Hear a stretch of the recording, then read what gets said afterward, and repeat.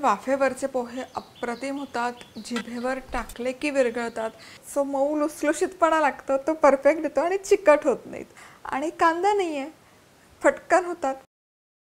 नमस्कार, मधुराज रेसिपी मराठीमध्ये तुम्हा सर्वांचं खूप खूप खूप मनापासून स्वागत. आज आपण वाफेवरचे पोहे कसे बनवायचे ते बघतोय.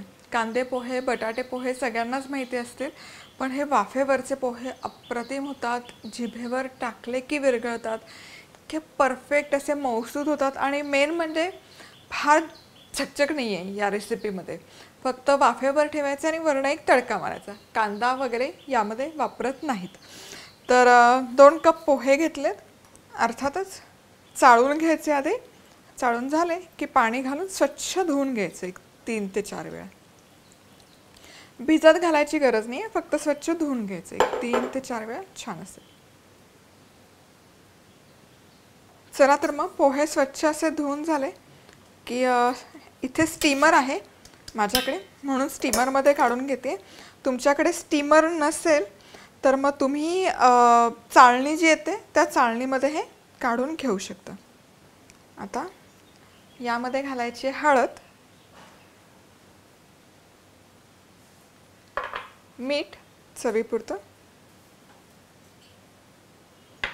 आणि चिमूटभर साखर. आता हे हलक्या हाताने फक्त मिक्स करून घ्यायचं. आता पोहे इथे व्यवस्थित असे मिसळून झाले की स्टीमर घ्यायचा. स्टीमरमध्ये खाली बेसला मी पाणी गरम करून घेतलेलं आहे. त्यावर हे वरचं भांड ठेवायचं, झाकण लावायचं आणि मीडियम हीटवर फक्त एक 7 ते 8 मिनिट व्यवस्थित स्टीम करून घ्यायचं.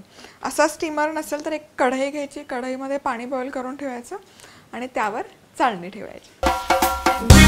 अशाच मस्त चमचमीत आणि झणझणीत रेसिपीजसाठी मधुराज रेसिपी मराठीला सबस्क्राईब करा आणि त्याचबरोबर बेल आयकॉनवरही क्लिक करा. चला तर मग इथे मीडियम हीटवर एक फक्त 7 ते 8 मिनिट मी हे पोहे स्टीम करून घेतले आणि एक 3-4 मिनिट तसेच ठेवले.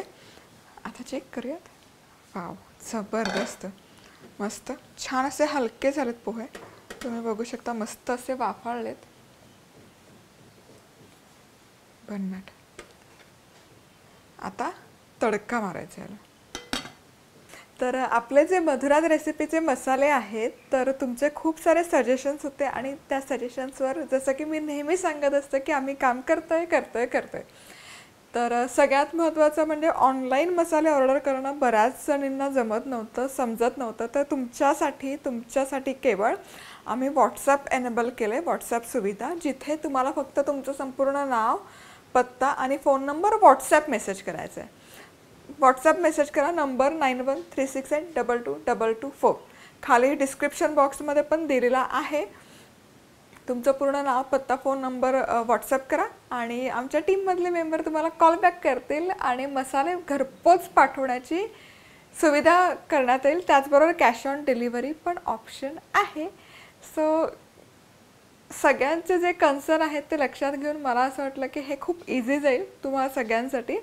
आणि त्याचबरोबर कॉम्बो नको असं बरेच जण म्हणत होते, म्हणून मग आम्ही आता कांदा लसूण मसाला पण बाजारामध्ये आणला आहे. तुम्ही फक्त कांदा लसूण मसाल्याचे पॅकेट्स घेऊ शकता.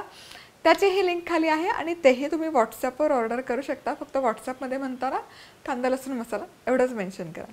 आणि येस, आणि कॉन्टेस्ट तर चालूच आहेत, तर कॉन्टेस्टमध्ये पार्टिसिपेट नक्की करा आणि ऑर्डर नंबर कळवा आणि तुम्हाला गिफ्ट्स पाठवण्यात येतील लकी ड्रॉद्वारे. आणि आता फोडणीसाठी तेल गरम केलं आहे, 1 चमचाभर फक्त तेल. यामध्ये मोहरी, अर्धा चमचा मोहरी मस्त तडतडली पाहिजे, म्हणजे फोडणी खमंग बसते. मोहरी मस्त तडतडायला लागली की अर्धा चमचा जिरं, जिरं पण मस्त फुललं पाहिजे. चिमूटभर हिंग,